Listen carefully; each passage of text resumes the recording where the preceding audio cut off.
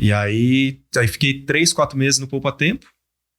E aí do Poupa-Tempo consegui uma permuta pro DHPP.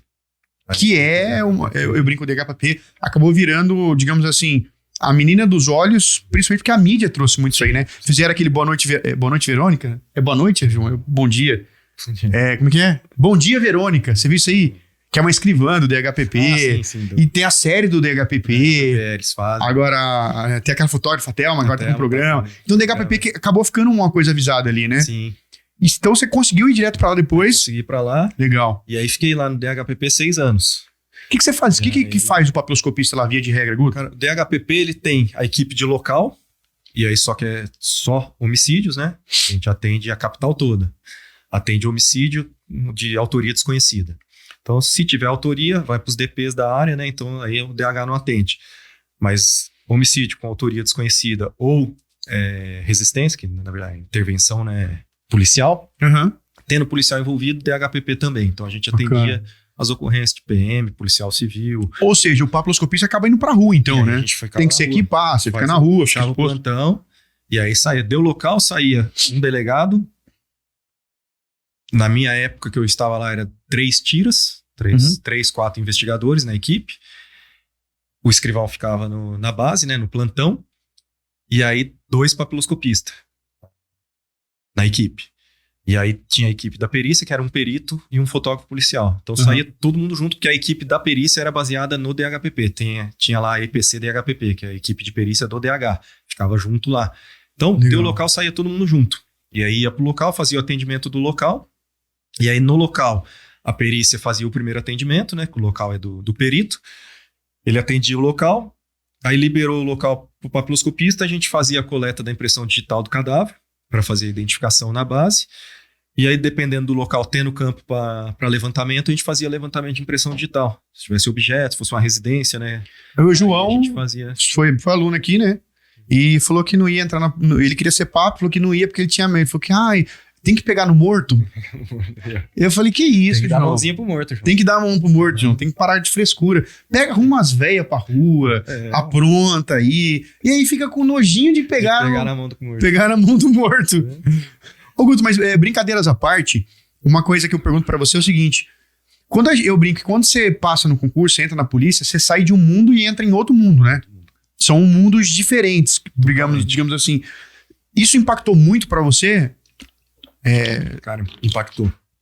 Porque eu falo, o policial ele acaba vendo uma coisa que a sociedade não vê, né? Aquela sujeira que vai pra debaixo do tapete. Totalmente. A gente brincava lá no DH que assim, todo dia, assim, todo plantão, você tá com a morte ali, cara.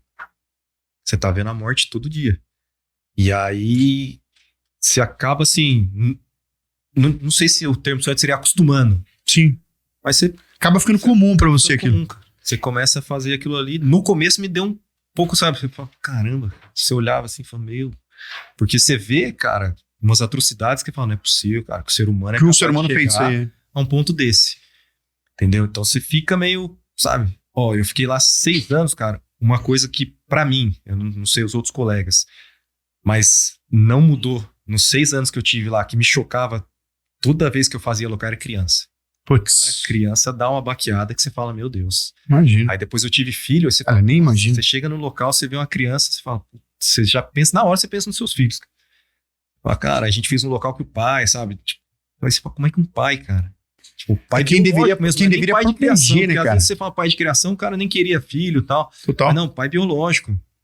Tipo, a família ali, você fala, cara, então é um negócio que dá uma balançada. Você lembra de algum caso, Gutão, que você pegou assim, que você falou, cara, chocou? Porque você deve pegar muito caso, porque todos os casos mais cabulosos que tem, cai pra lá, né? Sim. A gente fez o caso da menininha de 6 anos, cara, deu até uma repercussão, deu mídia, tudo. E o pai fez a ligação pro SAMU, falando que a filha tinha se asfixiado com uma sacola plástica. E aí caiu para um DHPP como morte suspeita, inicialmente. Certo. E aí, morte suspeita, a gente acabava indo no local, não era praxe, mas ia, dependendo da ocorrência, para verificar se realmente era morte suspeita ou não, porque muita morte suspeita acabava sendo homicídio. Sim. E aí chegamos no local, o pai falou, a alegação dele, que ele tinha ido por banho, E a filha tinha ficado sozinha no quarto. Quando ele saiu, ele viu ela com a sacola e tal. E aí tentou, tipo, ressuscitar e não conseguiu fazer a manobra. Só que aí a gente começou a ver, é um apartamento. Aí nós começamos a verificar dentro do apartamento, que a história tava meio estranha e tal, porque a sacola que ele mostrou não era uma sacola plástica de mercado, que de repente a criança põe, dá aquela respirada e realmente, né, trava, Gruda, né? Gruda ali, trava, porque a menina tinha 6 anos, não era tão pequena. Sim. E aí ele deu uma sacola, aquelas sacolas meio grossa, grande, sabe? Tipo, pô, tá estranho, né, cara? Aí começamos a verificar, tal, no apartamento, aí eu cheguei no lixo do banheiro, comecei a dar uma olhada no lixo do banheiro, papel higiênico com sangue. Eita. Pô, até aí pode ser, né, porque tinha a namorada dele, de repente, né, a gente, mulher, né, tá naqueles dias, tal, pode ser.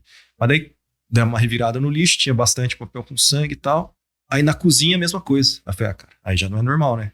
Se a mulher tá naqueles dias, tudo bem. No banheiro, beleza. Mas na cozinha, tá andando. Aí chama o delegado, falou, doutor, tem alguma coisa estranha aí. Aí tava a Thelma com a gente lá, né, na equipe. Era a equipe do Dr. Bilinski. E aí falou, ó, cara, não foi, a história é outra. Aí começou a apertar, e o cara, não, foi isso. E aí na investigação depois, aí deu, porque daí foi a menina. O cara negou, total. Negou total. Aí a criança foi recolhida, né, pro IML, aí no IML foi feito o exame, e aí viram lesões por dentro. No IML que tava tudo mordida, porque quando ele fechou aqui assim, ela mordia. Aí ficou toda a comida por dentro da boca, assim. E aí tinha lesão no ouvido. Aí tímpano estourado. Tímpano estourado, cara. E aí, assim, aquilo dá um... A hora que você, sabe, você vê uma criança ali, aí... No local já suspeitavam que era o pai. Eu falei, pô, não é possível, cara. E aí esse caso acabou depois... Aí ele foi preso no velório. No dia seguinte, no velório, saiu o mandado de prisão. Foram lá, prenderam ele. E aí ele negou. Tipo, foi condenado. Mas negou até, tipo, não confessou em momento algum. Só que pelos exames que foram feitos... Era nítido e claro para qualquer pessoa, né? Somente se asfixiado, entendeu? E aí pegaram as gravações dele pro SAMU, aí depois na investigação foi feito, né? Aí falaram uns estudos que eles fazem, né? A criminologia. E ele tava muito tranquilo na ligação, sabe? Ligou pro pai... E aí, mas aí saiu a condenação dele. Aí foi feito, no DHPP tem o setor de arte forense. Sim. E aí foi feito. Pra quem não sabe o que é arte forense, o setor da arte forense, eles fazem o retrato falado e fazem a reconstituição. Legal. Né, que nem nesse caso foi feito o busto da menina, de impressora 3D. Pega Caramba, isso eu não sabia não, cara. A medida dela, tudo certinho, fizeram a medida com a sacola, a montagem com a sacola. E aí ficou demonstrado que com aquela sacola era impossível, porque a sacola era maior do que o ombro da menina. Então a sacola entrava nela. Não tinha como ela se asfixiar com aquela sacola. E aí foi feito essa... E esse setor, né, da arte forense lá do HPP, eles fazem o retrato falado e o reconhecimento facial, eles fazem a reconstituição facial, eles pegam, de repente, encontrou um esqueleto. Né, olha que legal isso aí. Sabia disso aí, João? Eles pegam um crânio e aí eles conseguem fazer a reconstituição da face da pessoa. Lá eles fizeram vários trabalhos que eles têm lá, que é interessante isso, que eles fazem Que cargo que faz ser o desenhista, Guto? O desenhista. Legal. Tem um desenhista lá que o cara é fera. E... peça-chave pra investigação isso aí, né? Eles pegam... Então, assim, esse foi um caso que chamou bastante... Vocês chegaram lá, tava o corpinho dela lá, tava tudo. Lá no quarto. É o que você falou. O que choca, acho assim, acredito eu, não tive tanto contato com cena de crime, algumas vezes só, que às vezes tinha flagrante, o delegado, vamos lá, mas não tinha tanto contato quanto você já teve. E eu falo assim, não só o fato da morte em si, precoce de uma criança, sim, mas o fato também de ser o genitor ter feito aquilo, né, cara? Porra, o pai, alguém que devia proteger, sim, e etc e tal. É meio, tipo assim, um animal não faz isso com o próprio filhote. Faz, exatamente. Então, gera um impacto muito grande. Você fala, a polícia, quando você tá na polícia, deixa o coração em casa. Isso é lenda, né, cara? Não tem jeito, cara.